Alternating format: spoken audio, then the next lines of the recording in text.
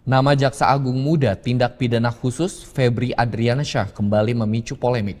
Namanya kini terseret ke dalam pusaran skandal mega korupsi. Pernyataannya terkait bersih-bersih korupsi pun kembali viral dan menjadi sorotan publik. Yang kami juga kaget, Pak Suding, anak buah kami mau pingsan menemukan uang sebanyak itu tergeletak di lantai satu tim. Jadi percayalah Pak Suding bahwa kita berupaya keras untuk melakukan pembuktian tersebut dan kami senang. Sekali lagi saya garis bawahi, saya senang betul kalau mau dikontrol Komisi 3 secara terbuka. Sehingga yang menjadi tantangan kita adalah membuktikan sebanyak ini dari siapa saja. Dari siapa saja, kemudian ke siapa yang akan digunakan suap, atau apakah uang ini titipan hakim atau penegak hukum lain. Nah, ini masih sedang proses. Pernyataan Jaksa Agung Muda Tindak Pidana Khusus Febri Adriansyah ini kembali viral. Betapa tidak, ucapan tegas yang dulu dianggap mencerminkan komitmen pemberantasan korupsi, kini justru memicu perdebatan publik. Hal ini menyusul munculnya berbagai dugaan dan penyelidikan skandal korupsi berskala besar yang menyeret namanya. Di bawah komandonya, Korps Adiaksa sempat mencatatkan rekam jejak yang mentereng dengan klaim penyelamatan keuangan negara mencapai 131,5 triliun rupiah.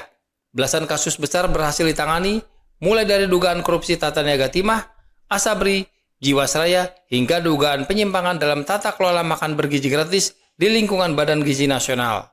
Dalam perkara tersebut, Kejaksaan menetapkan sejumlah tersangka, termasuk mantan Kepala Badan Gizi Nasional Dadan Hindayana. Penyidik juga menetapkan seorang perwira tinggi polisi aktif berinisial LMI sebagai tersangka. LMI diketahui pernah menjabat Kepala Biro Hukum dan Humas Badan Gizi Nasional pada Maret 2025 dan kini menjabat Sekretaris Deputi Bidang Promosi dan Kerjasama. Febri Adriansyah juga memimpin penanganan perkara dugaan korupsi pengadaan laptop Chromebook dalam program digitalisasi pendidikan di lingkungan Kementerian Pendidikan Kebudayaan, Riset, dan Teknologi. Perkara ini menyeret mantan Menteri Nadiem Makarim dengan nilai kerugian negara yang disebut mencapai 1,56 triliun rupiah. Namun, situasi berbalik dramatis. Nama Febri Adriansyah kini justru terseret dalam sorotan skandal mega korupsi di institusi penegakan hukum.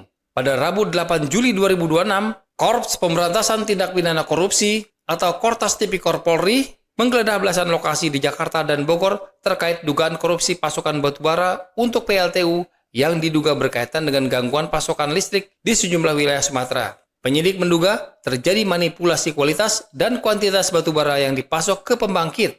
Dugaan ini dinilai menjadi salah satu faktor yang berkontribusi terhadap terjadinya blackout massal di wilayah Sumatera dengan potensi kerugian perekonomian negara mencapai 5 triliun rupiah.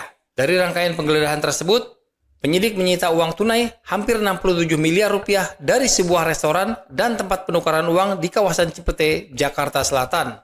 Penggeledahan berlanjut ke sebuah rumah di kawasan Sentul, Bogor.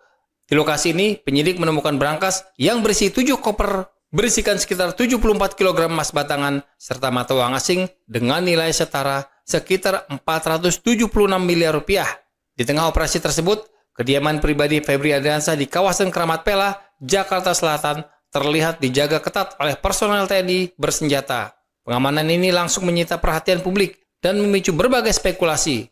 Hingga kini, belum ada pernyataan resmi yang mengaitkan pengamanan tersebut dengan proses penyidikan yang sedang berlangsung. Sebelum rangkaian peristiwa ini terjadi, nama Febri Adriansyah juga pernah dilaporkan ke Komisi Pemberantasan Korupsi oleh Koalisi Masyarakat Sipil dan Indonesia Police Watch. Laporan tersebut berisi dugaan penyalahgunaan wewenang yang mencantumkan sejumlah isu mulai dari penanganan gratifikasi, tata niaga batubara di Kalimantan Timur, hingga dugaan kejanggalan dalam penetapan nilai limit lelang aset tambang pada perkara Jiwasraya. Publik kini menunggu transparansi penanganan perkara ini. Pada akhirnya, prinsip persamaan di hadapan hukum menjadi ujian terbesar dalam penegakan keadilan di tanah air.